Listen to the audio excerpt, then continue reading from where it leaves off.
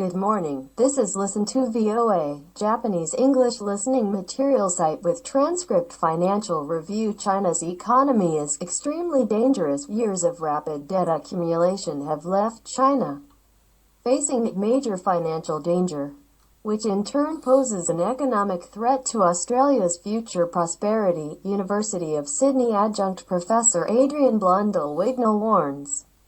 Speaking at Australian Business Economists event in Sydney on Wednesday, Dr. Blundell-Wignall noted that China has made a significant contribution to the national income this century. Australia's happiness quotient is highly correlated with Chinese economic performance, the former special advisor on financial markets to the OECD said. Dr. Blundell-Wignall said that since China joined the World Trade Organization in 2001, the cumulative effect to Australia from the China-led terms of trade boost has been equivalent to 3 years of economic growth. Being able to share in the incredible growth of our giant northern neighbor has left policymakers and politicians with a false sense of security, he said. But that shared prosperity is at risk from the massive buildup in debt in both countries, he said. Chinese bank lending to the non-financial sector as a percentage of GDP has ballooned to 160%. This figure underestimates the actual leverage in the economy, Dr. Blundell-Wignall said, as it doesn't include off-balance sheet debt contained in the shadow banking sector and in wealth management products. As a result, China is facing a major financial danger.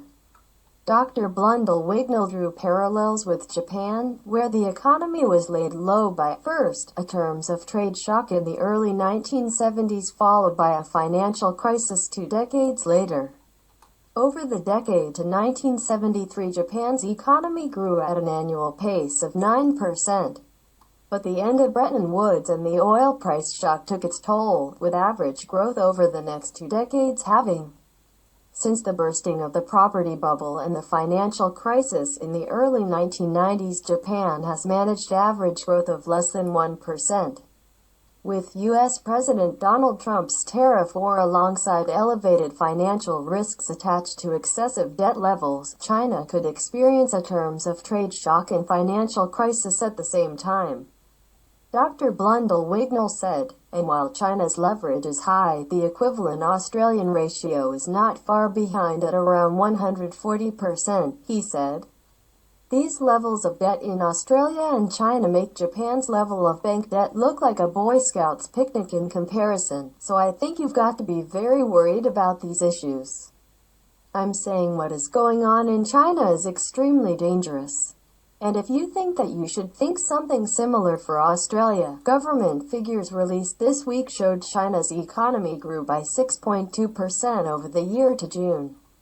As policymakers continue to work towards a soft landing, as the immense economy naturally slows following years of double-digit rates of expansion. But China's economy is a lot more volatile than the official numbers suggest, the economist said. I don't believe for a second any of these Chinese GDP numbers, he said. The economist's own measure of economic activity suggests that the picture of a steady deceleration in growth over recent years conceals some wide swings.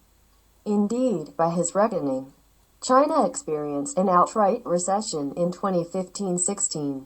The mean of this economic activity series looks like the mean of official GDP growth, he said. It looks to me like China pretty much makes up the GDP number and smooths it to what it wants. That's all. Thank you. Listen to VOA.